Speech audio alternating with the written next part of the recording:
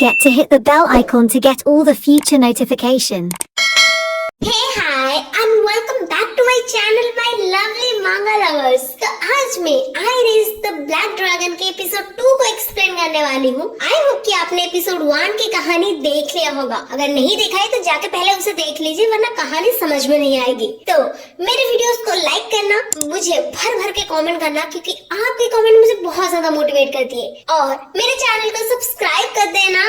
फिर without any delay let's get into the video. तो episode 2 के स्टार्टिंग में हमें ये बताया जाता है, जब ड्रैगन का अंडा उसके अंतिम चरण में होता है, जब वो ग्रो करना स्टार्ट हो जाता है, तो इवेंचुअली अगर उसका कांटेक्ट किसी ह्यूमन बीइंग के साथ वो अंडे का हुआ, तो वो क्या करता है ना, एक अटैचमेंट सा क्रिएट होने लगता है, उनके बीच में एक बॉन्ड सा क्रिएट होने लगता है, और वो ह्यूमन के साथ उस एक का एक इवेंचुअली कॉन्ट्रैक्ट जैसे बनने लगता है। और जब वो फेवरेट पर्सन को फाइंड कर लेता है वो ड्रैगन, वो श्योर हो जाता है कि हाँ this is the person, then वो क्या करता है ना, इम्प्रिंट कर देता है। और ये प्रोसेस बहुत ज्यादा इंपॉर्टेंट होता है ड्रैगन के लिए, क्योंकि वो जो दूसरी दुनिया से आए हैं, उनको ह्यूमन वर्ल्ड में जीने के लिए, ह्यूमन वर्ल्ड में एग्जिस्ट करने के लिए इम्प्रिंट करना जरूरी होता है किसी न किसी ह्यूमंस को, और ये ह्यूमंस को खुद ही चुनते हैं। और जब उनको फेवरेट पर्सन मिल जाता है जिनको वो इम्प्रिंट करते हैं, तो उनके पास एक पॉजिटिव और एक प्लस पॉइंट होता है कि वो लोग एक ड्रैगन फॉर्म को छोड़ के ह्यूमन फॉर्म में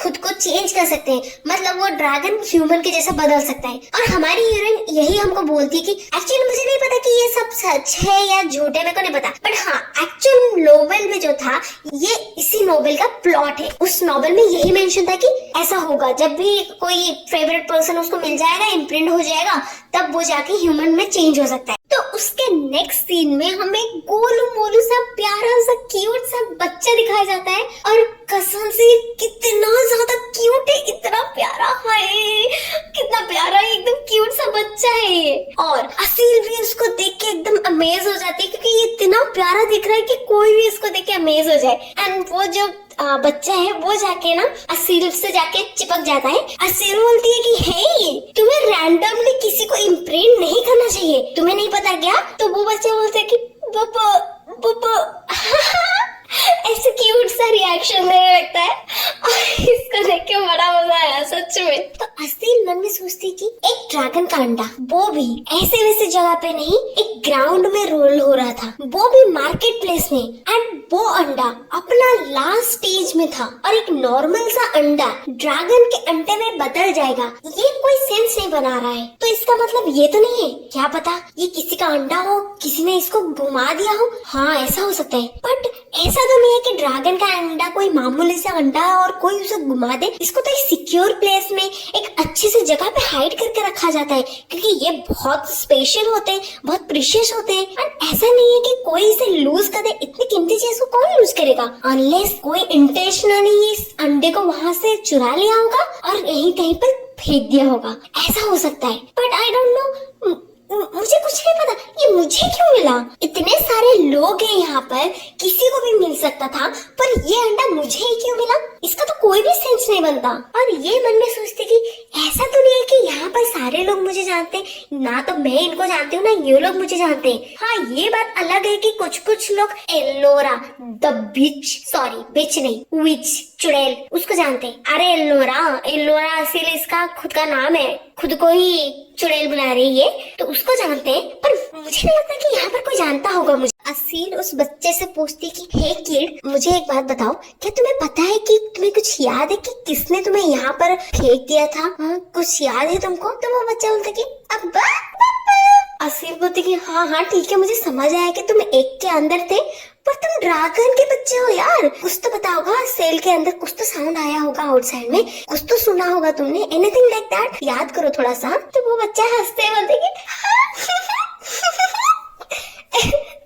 ऐसे प्यारे प्यारे रिएक्शन देने लगता है, ठीक है। तो असील मन में सोचती है, अगर मैं असली प्लॉट लाइन के बारे में सोचूं, तो इस कहानी की जो हीरोइन है लेनिया, वो इंपीरियल पैलेस घूमने गई होती है, और जब वो घूम रही होती है, वो बाय मिस्टेकली इस अंडे को कोड़ देती है, मतलब गिरा के तोड़ देती है। वहां से निकलता है हमारा ड्रैगन, और वो ड्रैगन इम्प्रिंट कर देता है लेनिया को। उसके बाद हमारी लेनिया को परस्यू करने लगती है वो इविल एलोरा असील, और वो चाहती थी कि वो जो ड्रैगन की शक्तियां है वो खुद में खुद पे यूज करे, खुद ही पावरफुल बने। तो उसको मजा चखाने के लिए हमारी जो स्टोरी की हीरोइन थी लेनिया, वो हीरो को मिलेगी एंड हीरो के साथ हाथ मिला लेगी उस इविल सी असील को सबक सिखाने के लिए। असील मन में बोलती कि ऑफ कोर्स मैंने इंटेंशनली उस ओरिजिनल प्लॉट लाइन को चेंज नहीं किया, ये तो गलती से हो गया। ये ड्रैगन का बच्चा तो वहाँ पर पैलेस में होना चाहिए था। पक्का जो पैलेस के लोग हैं ना, इस अंडे को ढूंढ रहे होंगे। एंड हाँ,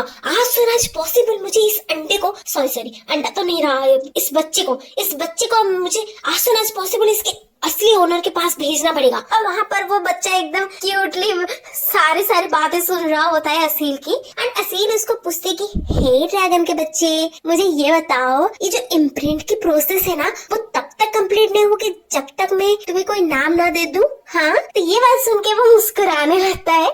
असील बहुत दुख से बोलती कि आई एम रियली सॉरी, मैं तुम्हें बाहर फेंकना नहीं चाहती, मैं तो बस ये चाहती कि तुम अपने ओरिजिनल मदर के पास ही जाओ। मैं तुम्हें बाहर नहीं फेंक रही हूँ, मैं बस तुम्हें रिटर्न करना चाहती हूँ। आई होप कि तुम मुझे समझ रहे होगे, मेरा बच्चा, समझ रहे हो ना। और उसको सुलाने लगती है, ओ मेरा बच्चा, ओ मेरा बच्चा। और वहाँ पर वो जो बच्चा है, ड्रैगन का बच्चा, वो बहुत ही ज्यादा प्यार से देख रहा होता है असील को, और वो सर हिलाने लगता है और वो वहाँ से सुकून से सो जाता है। और असील सोचती कि oh my God, he is just looking like a angel while he is sleeping. यार, पर क्या करूँ, इसे असली ओनर के पास तो मुझे भेजना ही पड़ेगा। फिर बहुत ज्यादा दुख में बोलते कि मुझे लगता है कि तुम उस जो हीरोइन है उसके साथ ही ज्यादा खुश रहोगे, और मुझ जैसे नकारा, लेजी, आलसी लड़की के साथ तुम खुश नहीं रह पाओगे, तुम्हें उसके साथ ही रहना चाहिए।